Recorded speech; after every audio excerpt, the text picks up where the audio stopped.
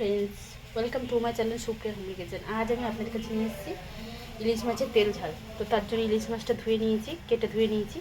স্বাদ মতো নুন দিয়ে দিলাম বন্ধুরা, লঙ্কার গুঁড়ো দিয়ে দিলাম যে যেমন ঝাল খাবে, আর হলুদের গুঁড়ো দিয়ে দিলাম। এবার এটাকে ম্যারিনেশন করে দিলাম।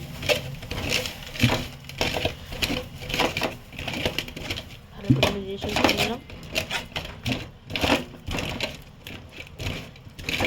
দেখুন ম্যারিনেশন করা হয়ে গেছে, রাখি এর উপরে।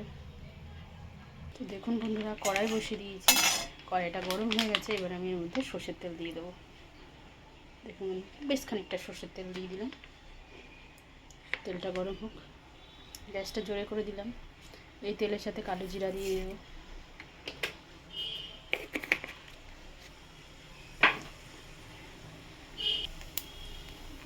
কালো জিরাটা ফুটে উঠেছে, কয়েকটা 5-6টার মতো কাঁচামরিচ চিড়ে চিড়ে দিয়ে দিলাম।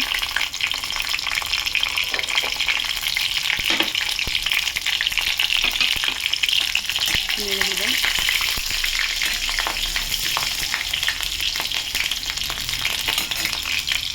নিয়ে দিলাম বন্ধুরা। এবার এর ওপরে ম্যারিনেশন করা মাছগুলো আমি দিয়ে দেবো একটা করে।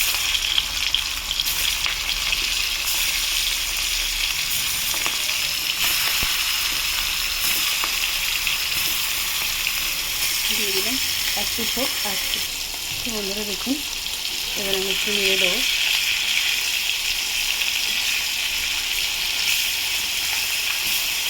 ইলিশ মাছ এমনই একটা মাছ, অতি সহজে রান্না হয়ে যায়, বেশি সময় লাগে না, আর যেভাবে করবে সেইভাবেই টেস্ট। যেভাবে করতে চাইবে সেইভাবেই টেস্টে যাবে। তো এক পিঠ এইভাবে আমরা উল্টে দেবো, আর এক পিঠ একটু ভেজে নেবো।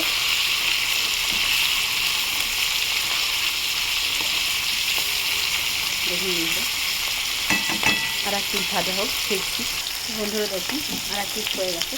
তো আমি এখানে একটু জল গরম বসিয়েছি তরকারিতে দেওয়ার জন্য। গ্যাসটা অফ করে দিলাম, জল গরমের গ্যাসটা। এবার এর মধ্যে একটু দিয়ে দেবো। কিছুটা দিয়েছি,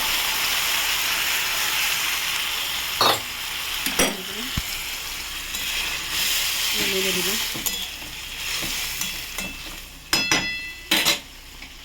আস্তে দিয়ে দিলাম গ্যাসটা, আর ঢাকা দিয়ে দিলাম। পরে ফিরছি। তো বন্ধুরা এবার আমি ঢাকনাটা খুলবো, তার আগে গ্যাসটা একটু জোরে দিলাম। ঢাকনাটা খুললাম, দেখুন আমার টকবক করে তেল ঝাল ফুটছে।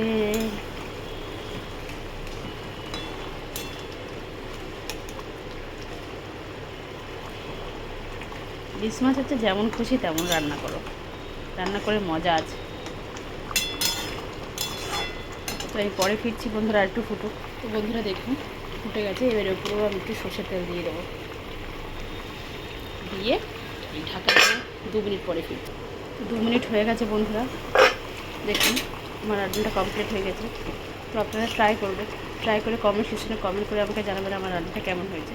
আর আমার চ্যানেলটা লাইক অ্যান্ড সাবস্ক্রাইব করে দেবেন। Thank you for watching. Bye bye বন্ধুরা।